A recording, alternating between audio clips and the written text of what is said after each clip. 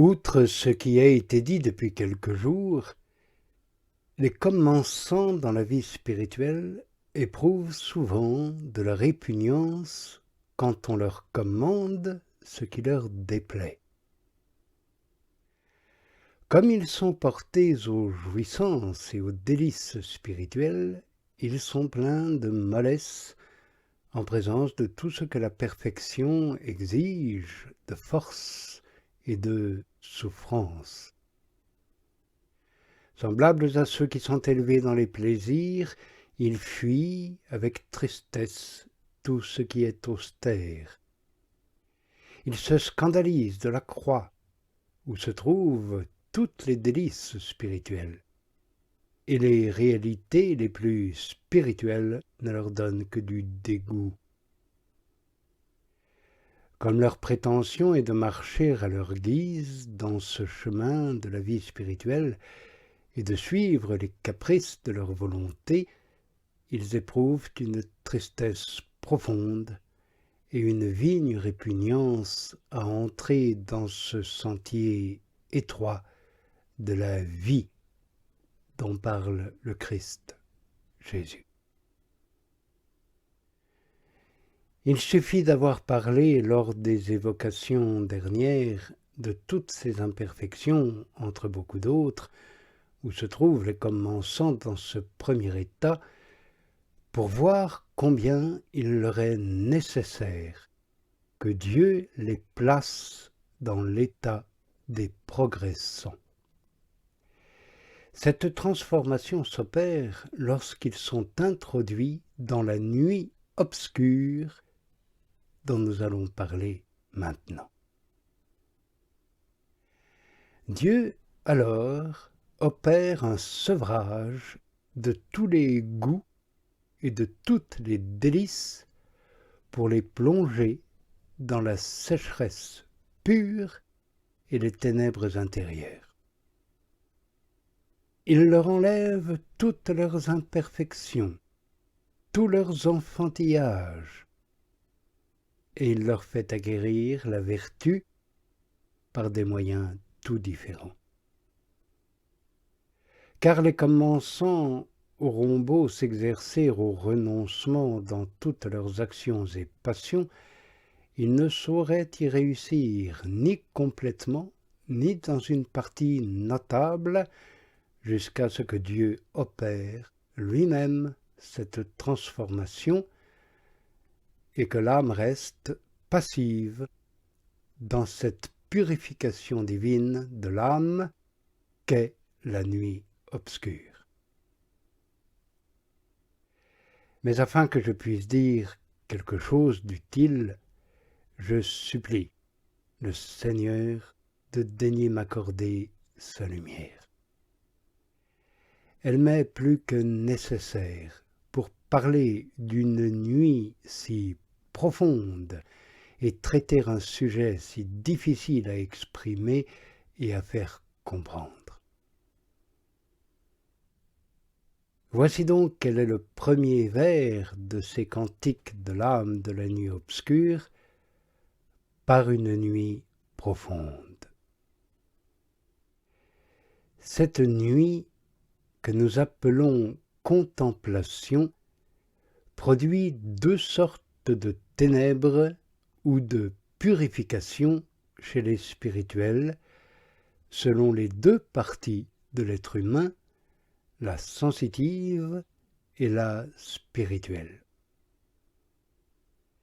C'est ainsi que la première nuit ou purification sera sensitive, si elle purifie ou dépouille l'âme de sa partie sensitive qu'elle accommode à la partie spirituelle.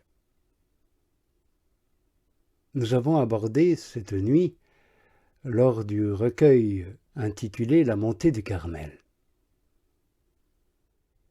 La seconde nuit ou purification sera spirituelle.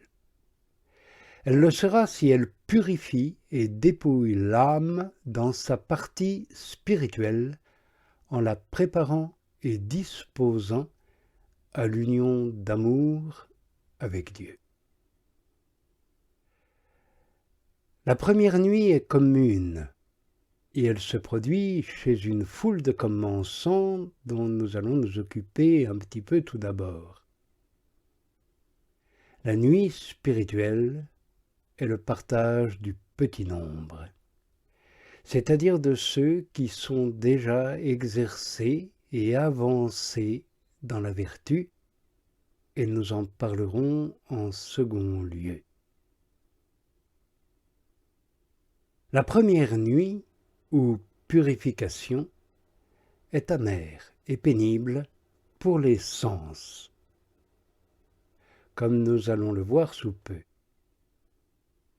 La seconde est incomparablement plus terrible et éprouvante pour l'esprit, comme nous le dirons aussi. Pour procéder avec ordre, nous traiterons tout d'abord de la purification des sens, qui est la première nuit. Nous n'en dirons rapidement que quelques mots parce que c'est une chose commune dont on parle assez fréquemment dans les livres de conduite spirituelle et que nous avons largement évoqué dans la montée du Carmel. Nous nous arrêterons plus spécialement à l'exposé de la nuit spirituelle dont il est très peu question, soit dans les conversations, soit dans les ouvrages, et dont même très peu de personnes ont l'expérience. Mais comme la conduite des commençants dans ce chemin de la perfection est commune, elle frise beaucoup leur amour-propre et leur goût sensible, ainsi que nous l'avons déjà donné à entendre. Aussi Dieu veut-il les élever, peu à peu. Il les sort de cette manière grossière de l'aimer. Il les délivre de ce bas exercice des sens et du discours par lequel, avons-nous dit, il le recherche d'une manière si mesquine et si pleine d'inconvénients. Dieu place donc l'âme dans l'exercice de l'esprit, où elle pourra s'entretenir avec lui d'une façon plus fructueuse et où elle sera plus dégagée de ses imperfections. Déjà, ces âmes se sont exercées quelque temps dans le chemin de la vertu. Elles ont persévéré dans la méditation et l'oraison. La saveur et les délices qu'ils y ont goûtées les ont détachées des réalités mondaines. Elles ont obtenu de Dieu quelque force spirituelle pour mettre un frein à leur tendance vers les créatures. Elles pourront donc supporter, par amour pour Dieu, quelques fardeaux, quelques sécheresses, sans retourner en arrière au moment le plus opportun.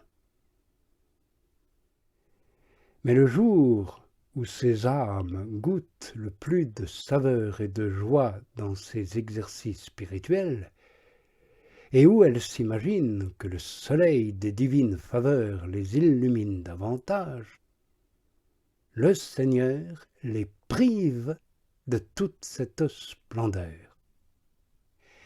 Il leur ferme la porte de ses délices.